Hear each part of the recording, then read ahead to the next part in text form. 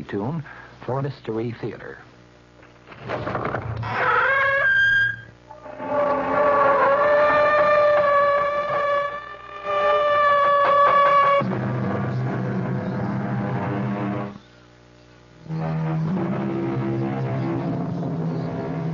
Come in.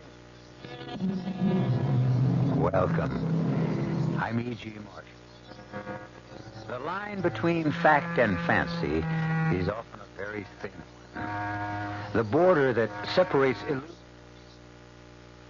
is very narrow, just as the distance from sanity to madness and back again to sanity can be a very short one. And do we always know where the real world leaves off and the dream begins? Sometime the spirit of a man die before his body die. When his soul, his spirit, die before the rest of him, then the god Marco is especially sad. When that happened, melody of the drum is especially sad too, like now. Listen to the song of lamentation.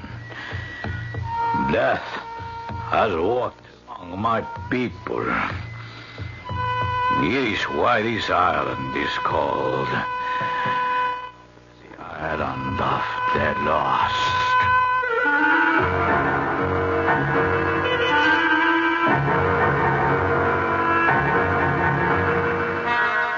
Our mystery drama, Island of the Lost, was written especially for the Mystery Theater by Arnold Moss and stars Norman Rose. It is sponsored in part by Anheuser-Busch Incorporated, Budweiser, and Buick Motor Division. I'll be back shortly with Act One.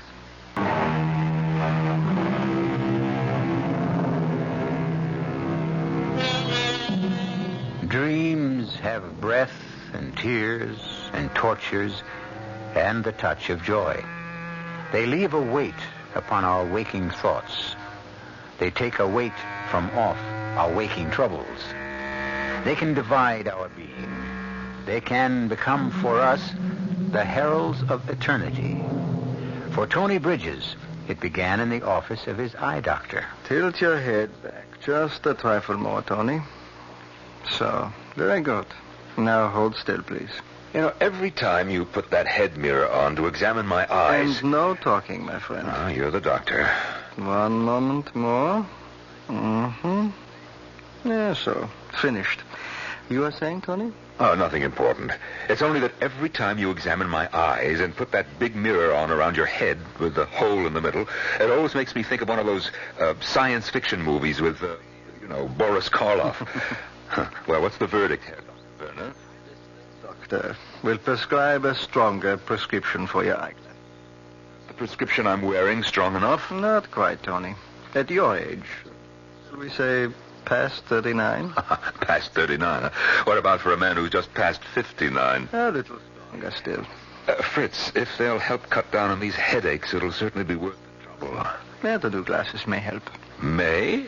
We can never be sure about these things. We must always hope. You know something, Tony? What? Sometimes I think your headaches could be, how do you say, by something not altogether physical. Oh, come on, Fritz. What's that supposed to mean? How old is your wife? Now, you know perfectly well how old Martha is. 30. Almost on the nose. But what's Martha's age got to do with... She's half your age. Charming, intelligent, beautiful. Black hair, green eyes, the figure of a goddess, the face of an angel. Yes, one of the most gorgeous young women you've ever seen, right? Exactly.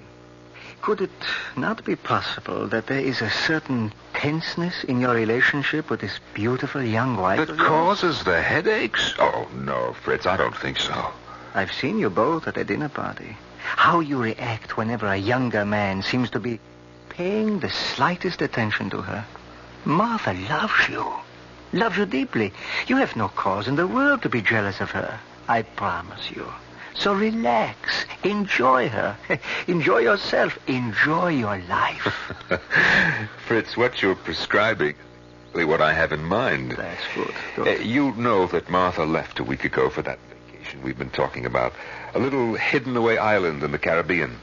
Well, I am joining her. You're joining her? That's perfectly wonderful. Yes, it's going to be like a surprise. She's not expecting me for another few days. You shouldn't do that, Tony. Well, who says so? Why do you surprise her? Can't you wire her or phone? Well, no way. There's no direct phone to the island. And by the time a wire got there... What about the new glasses? Well, I've lived this long with the old ones. I can live a few more days with them. Here's the address of the island. It's the Hotel Paraiso. Send them Air Express. They should be there in 2 or 3 days. Whatever you say, Tony. Auf Wiedersehen, Fritz. And thanks for the advice. Not at all. And don't forget the glasses. Of course not. See you in about 10 days. Miss Elliot, please take this letter to Mrs. Martha Bridges, Hotel Paraiso, Isla de los Perdidos. I'll give you the exact address later. Send it airmail, special delivery. Mark it urgent. Ready? Dearest Martha, when you get this letter, Tony will already have surprised you. I did my best to think of a way to keep him from coming without arousing any suspicions. No luck. Under the present circumstances, it would be best for you to take every possible precaution. You cannot be too careful, dear Martha. At 1 o'clock the following morning, I was in the lobby of the Hotel Paraiso on the little island of Los Perdidos, the island of the lost. Behind the desk, his feet on the desk, was a bald, fat little man, fast asleep. Excuse me. Maybe this will work.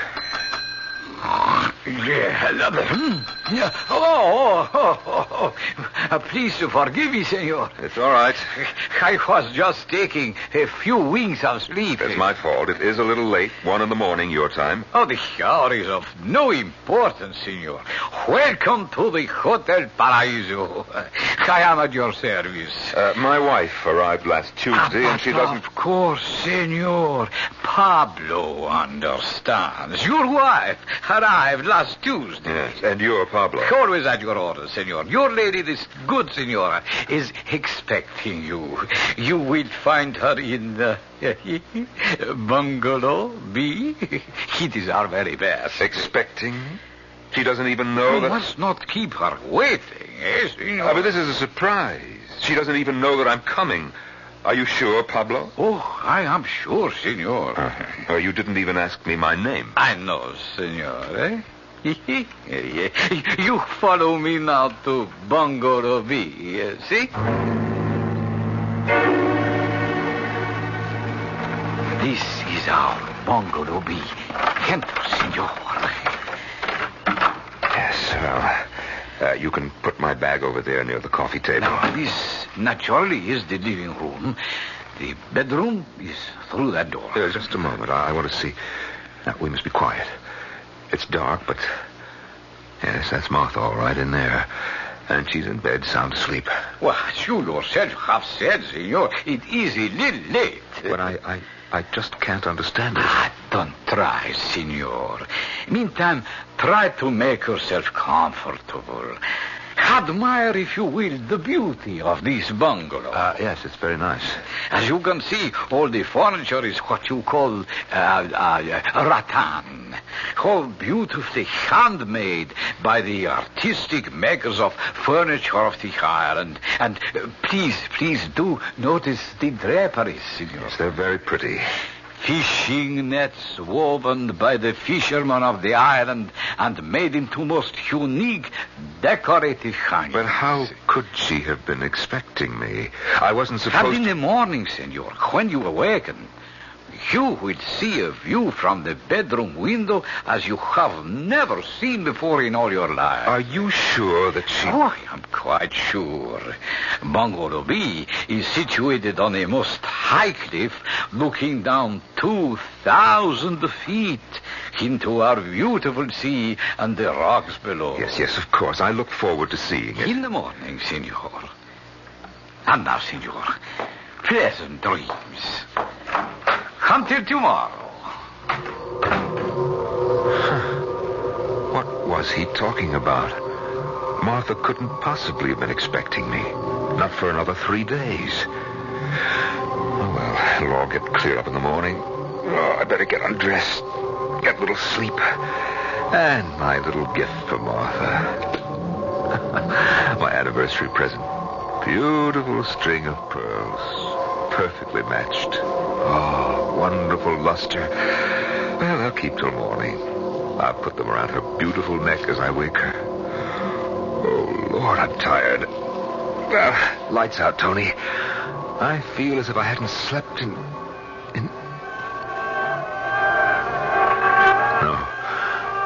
No, not again. Not here, of all places. Oh, that pain is coming again. It's spreading down the whole side of my face. It's hard to breathe. It is me, my darling. Alberto. I'm sorry to be late. Oh, I beg your pardon. What are you doing here? I apologize, sir. A frightful mistake. I thought this was Bungalow B. This is Bungalow B, young man, and I'm afraid that you've made a very great mistake. If this is Bungalow B, I have made no mistake. Who do you think you're looking for? I cannot see, senor, but this can not be any of your business. Shh, please, keep your voice down. My wife is in there asleep. Your wife? This is beginning to be most amusing. That beautiful young woman is the wife of an old rooster like you? This is very funny. Your wife? Now, listen, you better leave. You've come to the wrong place. Perhaps it is you who have made the mistake. The American girl told me You that... get out of here fast before I kill you. So, the old man has a gun, too. Yes, and it is loaded. Out. As you say, senor. She is all yours, old man. Good night and good luck. As the door slammed shut, something exploded inside me. I knew that these last few months of doubt, fear, suspicion about Martha were based on something more than fantasy. This young man was evidence of it. Clear and tangible proof. I hadn't been expected for a few days, and Pablo had mistaken me for this young man. My brain began to pound like a trip hammer. I no longer trusted myself to be in the same room with Martha if I stayed. At that moment, I looked down at my hands. The string of pearls was still in them. I tore them apart furiously and watched as they rolled to the floor. All night long, I wandered as though drugged up and down the long miles of beach, ghostly white in the moonlight. In the morning, weary and numb, I found my way back to the lobby of the hotel. Tony! Darling! No, it can't be.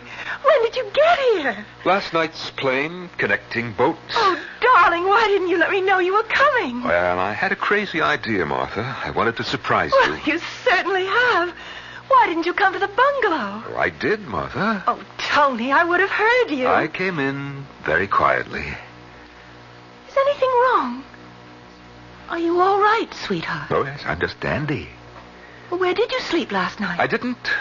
I walked along the beach after I left the bungalow. Oh, why should you have done a silly thing Martha, what have you been up to since you got here? Oh, Tony, dear. Now, stop it. I won't be cross-examined. You know very well. Who was that young man, Martha? What are you talking about? What young man? The young man who came calling on you in the middle of the night. He said he had an appointment. I haven't the remotest idea what you're talking about. I'm leaving on the next boat. It goes at 4:00. Tony, could we go over to the bungalow, please? We can't talk here in the lobby. All right. Whatever you like, Martha.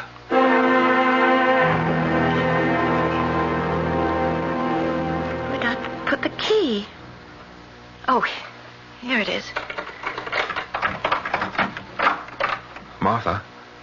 What is it? What's wrong? Martha, you've made a mistake. Mistake? The furniture. It's all different from what it was last night. I don't understand you, Tony. The draperies, they were made of fish netting. These are What do you call them? Matchstick bamboo. Martha, what's the letter on this bungalow? It's Bungalow B, of course. This isn't the bungalow where you slept last night. Of course it is. Let's take a look at the bedroom. Oh, no. No, it can't be. You were sleeping in a double-sized bed. King size, in fact. And this room has 2 twin beds. No, wait. I know the view. Pablo said that the view from this bedroom window was something that What is wrong, Tony? Well, he said that there was a beautiful view of the sea and the rocks below the cliff and palm trees. Martha, what do you see out of this window? Nothing but the side wall of the bungalow next to us. Then where is the beautiful view? Unless, for some reason, Pablo lied to me. When the tree that has stood in the forest for 1,000 years topples and falls crashing to the ground, is there a sound if there are no ears to hear it? Do the brilliant colors of the rainbow exist for someone who has never had the blessed gift of eyes and eyesight? These are questions for which there are no easy answers. Just what similarly disturbing questions are there for Tony Bridges? Questions to which he has not yet found the answer.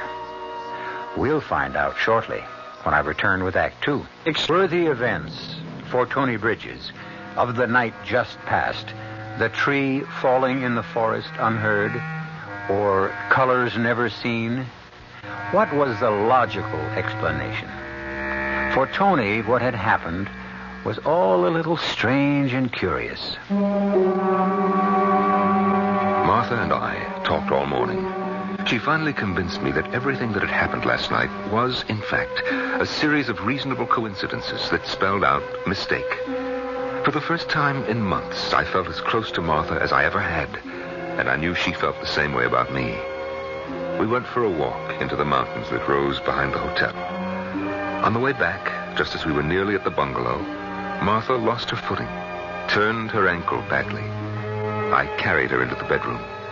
She rested while I unpacked and ordered dinner in our rooms. So, with your permission, senor, a beautiful dinner has been prepared for you and the senora. Look here. This fish was swimming happily in the sea only half an hour ago. And 1 hour ago, these beautiful vegetables were growing proudly in our own garden. Yes, thank you. Thank you very much, Pablo. It all looks beautiful indeed. So I place the dinner here on the table. Thank you. And, senora, I hope you do not suffer too much pain. No, it only hurts if I try to move it or put weight on it. You just stay where you are for a day or two, and it'll be fine, I'm sure. It is essential that one exercise care when walking in our beautiful mountains. From the time when there were earthquakes here, there are some cracks where one can trip and twist an ankle. Oh, really? This is earthquake country. I didn't know that. Senor, was. Not in any more than 40 years. Now, there. Your dinner is served. I leave you to the enjoyment of it. Buenas noches to you both. Senor, senora. Well, let me get these few things away in the closet, and then we'll have our so beautiful dinner. Do you have the key, dear? What key? To this second closet. It's locked. Oh, I forgot. There isn't any key. Pablo said the last guest took it with him. There's no master key, so he's ordered a duplicate from the mainland. Oh, well, I'll put my stuff in your closet then, all right? The key should be here by tomorrow or the next day. Oh, that's great. And now, if the senora will permit, that she be carried from her bed to this most appetizing dinner. The senor has the senora's permission. Up we go. Oh. There we are. Comfortable. Yes. Couldn't be happier. Except for this stupid ankle. Buen appetito, my darling. To us. To us.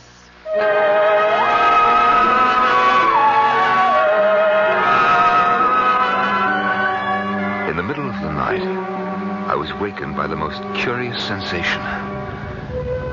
My bed was being shaken violently. All around me, I had the feeling that the furniture, The pictures on the wall were vibrating in some strange way. The whole bungalow was quivering. Martha? Martha? Are you all right? Martha, are you awake? Oh, where's that light? Oh, there.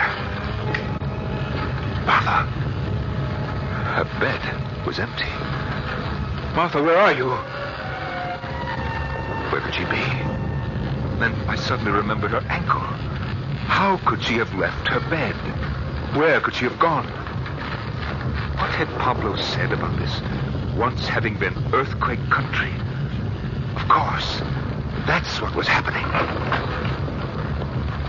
At your service, Senor Ruiz. We're in the middle of an earthquake, aren't we? Earthquake? There is no earthquake, Senor. But of course there is. What are we supposed to do? What? Do, Senor? Look, will you stop beating about the bush? Just tell me that it's nothing serious or that it'll pass without damage, but don't tell me that it's nothing. Would you please to tell me why the Senor thinks there is an earthquake? The pictures, my bed, the lamp, the whole room is shaking and jumping around, and that noise, that rumbling noise. The Senor, your wife, she is experiencing the same thing, Senor? Well, that's just it. It's really why I called. My wife is not here. Oh, I am so sorry to hear she is not there. Have you seen her? I regret, Senor. I have not. But where could she have gone? She can't walk.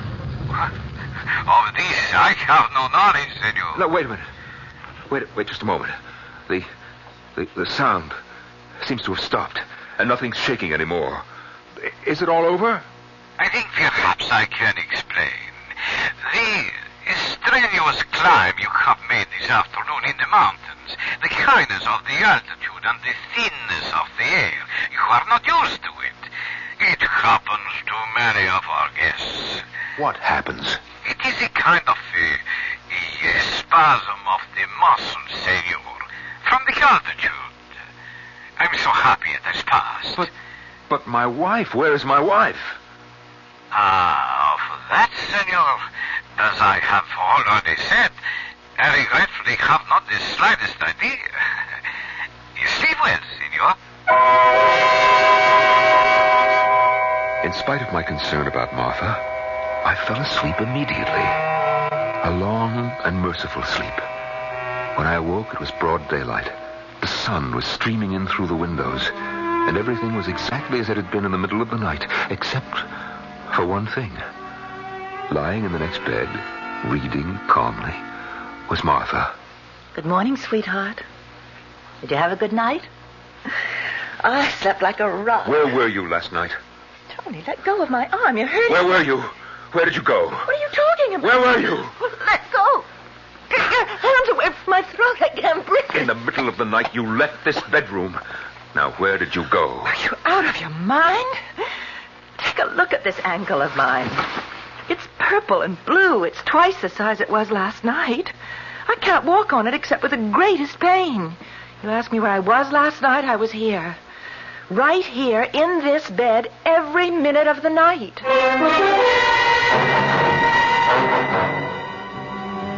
A couple of days passed. They were blessedly peaceful, uneventful, golden. 2 days before our vacation was to end, Martha's ankle was strong enough for her to venture out on another little walk into the hills that ran along the edge of the cliff that overlooked the sea below. Oh, this cane's a great help. I really don't have to put my full weight on the ankle. Just watch your step. Avoid any of those cracks that Pablo pointed out. Oh, look, darling, there's a clearing up ahead. We could rest for a bit when we get up there. Oh, listen to those birds. Yes, the whole thing is like a Garden of Eden. You know, Pablo said if we follow this path, we'll discover thousands and thousands of wild orchids. Oh, we should have come here long ago. It's so much more fun than going to those silly luncheons. For the first time in months, I began to feel sure of myself. Sure of Martha. In spite of all my fears, I knew she loved me. I had no reason for being jealous of her. Everything is so much more fun. Not a single reason. As she spoke, I began to hear a strange sound, like the flapping of 1,000 wings, coming nearer and nearer. Tony, look! The sky is black with them. Birds. Huge birds. Martha, what are they? They're all pink and red. I think they're flamingos. I've never seen so many birds in my life. They're coming closer and closer. Oh, Tony, I'm frightened. What should we do? I don't know. Martha, use your cane. If they come close, use it like a baseball bat. Here's a branch from a tree. I'll do the same. Look out, Tony. Here they come. Look, there's one. Oh, that big one. Oh, that big one just knocked off my glasses. I can't see. Don't think I can fight them. There's too many of them. Keep at it, darling. Sooner or later. Oh. Martha? What happened? Where did they go? They? The flamingos. The birds. They disappeared as suddenly as they came. Are you all right? I'm fine. I can't imagine. Oh, I need a cigarette. You take one of mine. They're in my bag. I can't see very well. I lost my glasses when those birds... The bag. It's right near your feet. Oh, yes. Yes, I've got it. Oh, there's so much junk in your bag. What's that? What is it? Listen. You hear it? What do you suppose it is? Martha, you do hear it, don't you? I think so. In the distance, those drums beating. Well, of course. Of course I hear them, dear. Oh, thank heavens. I thought for a moment. Where do you suppose they come from? Who's playing them? But I haven't the slightest idea. That's funny. Now for that cigarette. Down we go into the bottom of your bag and... Martha. Martha, what's this? That's the key to the closets in the bungalow. To your closet? To my closet and your closet. It's to both closets. Both? When did it get here? It's always been here. Why? When I asked you about it the other night, you said there was no key to my closet. Somebody had taken it away and they were making a new one. I said that? Of course you did. Now, wait a minute. Wait a minute. It's all starting to make sense. That anyone could be so evil. That anyone could so despise another human being that she'd stop at nothing. Stoop to anything to get him out of the way. You don't know what you're saying. I love you, Tony. You must believe me. Anything at all. Even to the point of trying to drive a man out of his mind. It's not true. All these strange things that have been happening. Oh, they were no coincidences. They were all part of some twisted, devilish scheme you worked out to get rid of me by driving me mad. Careful, Tony. You're backing me so close to the edge of the cliff. The mix-up with the bungalows. Oh, that was a good one. How did you work that? And the business of your ankle and disappearing in the middle of the night. That was worthy of a master. Stop it, Tony! And the birds, huh? And now this key. Oh, you missed your calling, Martha. You should get an act together. Martha, the mysterious magician. She mystifies. She confuses. The hand is quicker than the eye. She cheats. She lies. But it's all part of the act, isn't it, Martha? Isn't it? Careful, Tony. I'm losing my balance. Tony, Long trip, Martha. 2,000 feet. And those sharp rocks down there can't be very comfortable, can they? The act is over, Martha. Curtain, Martha. Jealousy is said to be the child of love. But if the parent does not do his best to strangle the child will not rest till it has poisoned its own father, which may well be the case with Tony Bridges. To what further extremes will the deadly venom of his jealousy drive Tony? He may or may not know the answer, but we shall when we return shortly with Act 3.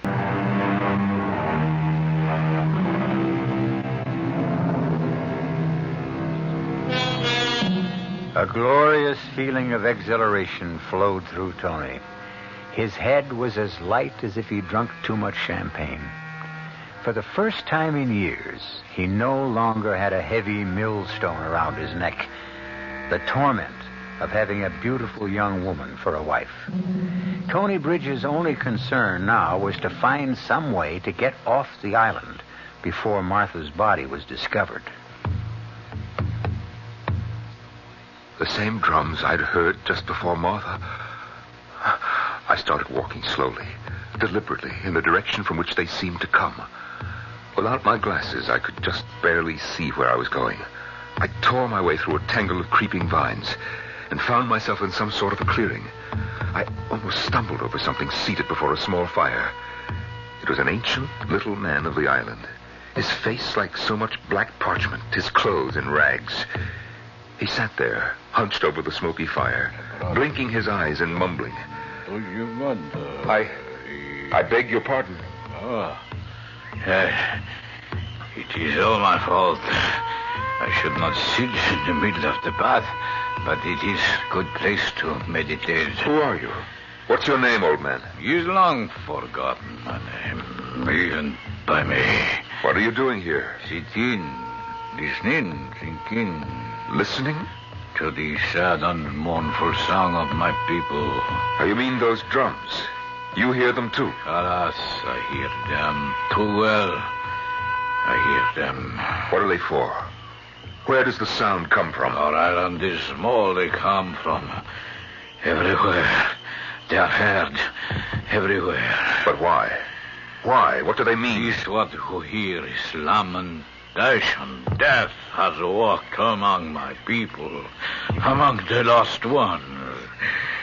It is why this place is called Islarilos Perdidos, Island of the Lost. Someone has died? Someone has passed on to Mako. Who is Mako? The great father of all things in the sea, from where we all have come to where we all shall go. I see. This is reason for the wailing of the drums.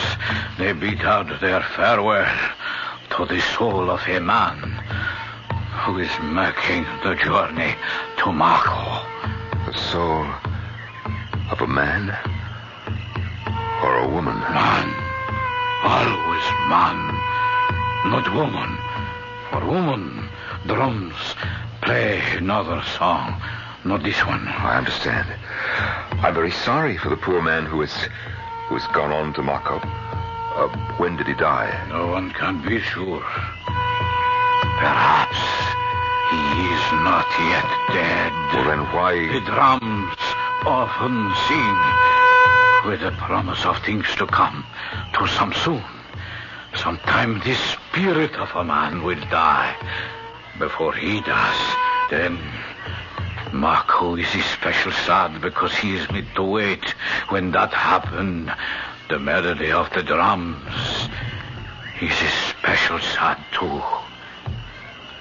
Like now.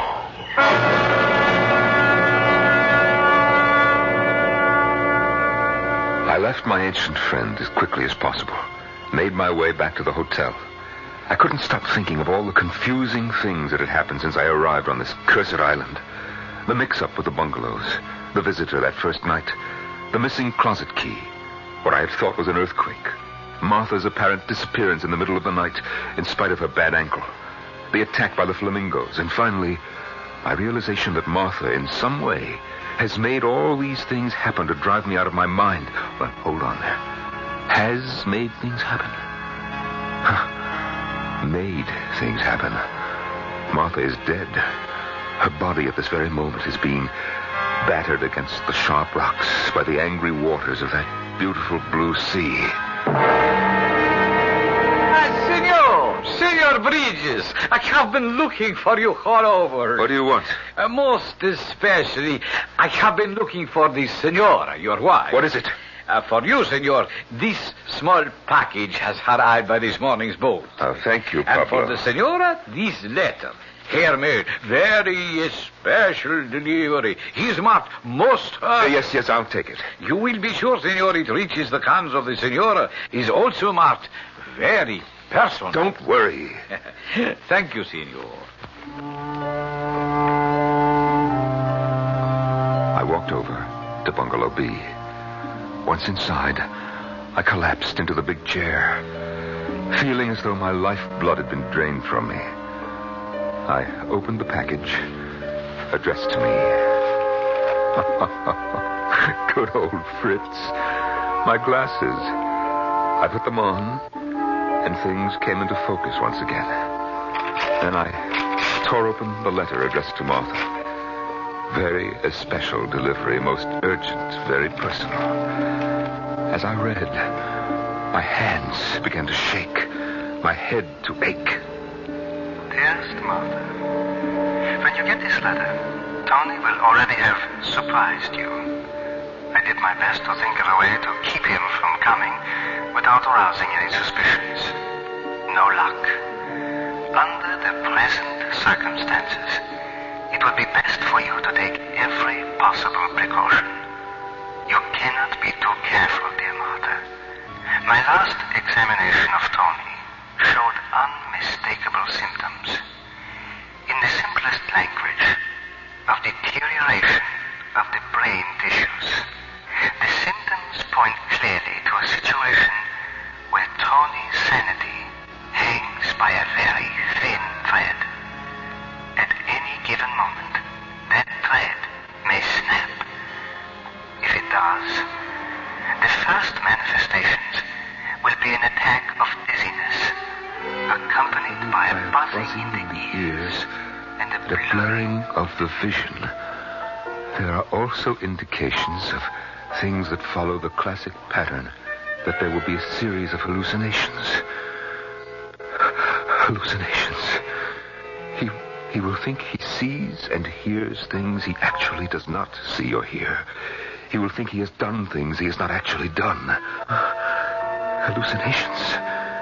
Then none of these things ever really happened. And Martha's alive. She's alive. Like everything else, I imagined that, too. I imagined that I killed her.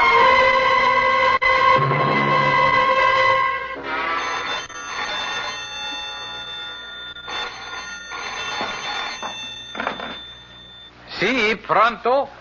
Pablo, have you seen the senora? Un momentito, por favor. I have not seen your wife since she left with you, senor.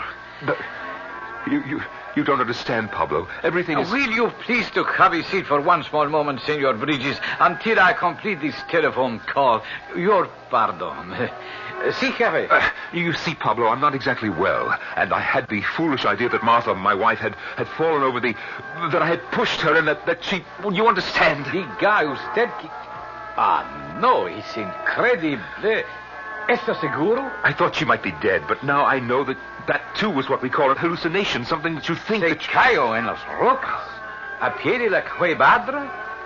Oh, yo lo digar. Gracias, jefe. Hasta pronto. Now, what was that all about, Pablo? I regretfully must inform you, senor, of some very bad news. What is it, Pablo? At the foot of the cliff, senor, just below the hotel, 2 fishermen have just discovered the body of the senora, your wife. The police will soon be here.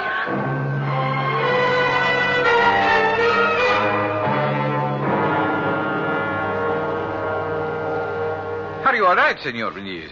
Oh, yes, I'm fine, Pablo. Did I hear you speaking on the phone a moment ago? The phone? Ah, si, senor. It was the contractor for the building of the annex to this hotel. And you didn't tell me something about 2 fishermen, what they found at the bottom of the cliff? Not one word, senor, about any fisher. You said nothing about my wife? Well, no, senor. Oh, thank you. Thank you, Pablo. I'll be in the bungalow. Was that phone conversation and what Pablo had told me about Martha's body being found at the foot of the cliff, was that, too, a hallucination? Along with my backing her off the cliff? What was real? What was imagined? Was Martha dead? Was she alive? I rushed back into the bungalow. I knew Martha would be there. Dear, sweet, wonderful, beautiful Martha. Martha? Martha, sweetheart, where are you, Martha? The bedroom? The bathroom?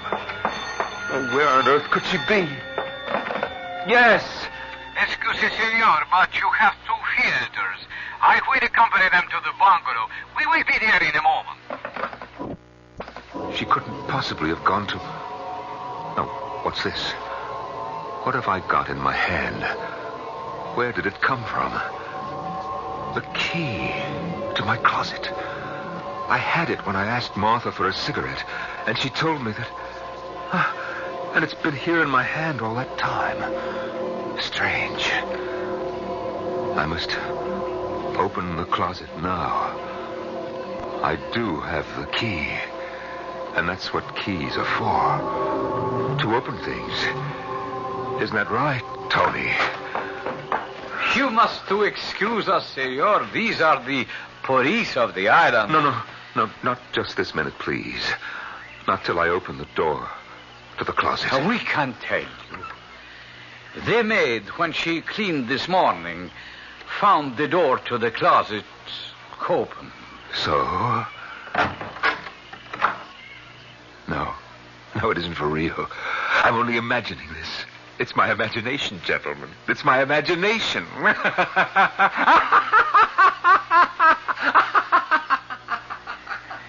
See, Senor Jefe, here in this closet, that is the body of his wife. Is strangled with this string of precious pearls.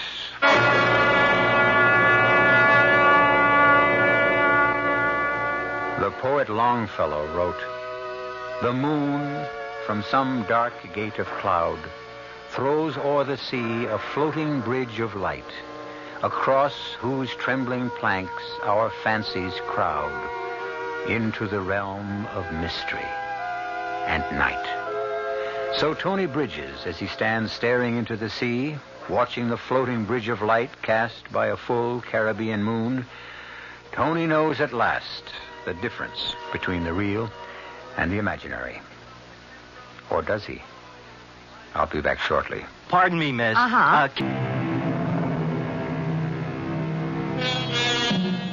We trust you've enjoyed our little exercise in Now You See It, Now You Don't. Or to put it another way, a string of precious pearls should never be used for anything other than show. But that's something everybody knows, isn't it? Our cast included Norman Rose, Marion Seldes, Bob Caliban, and Ian Martin.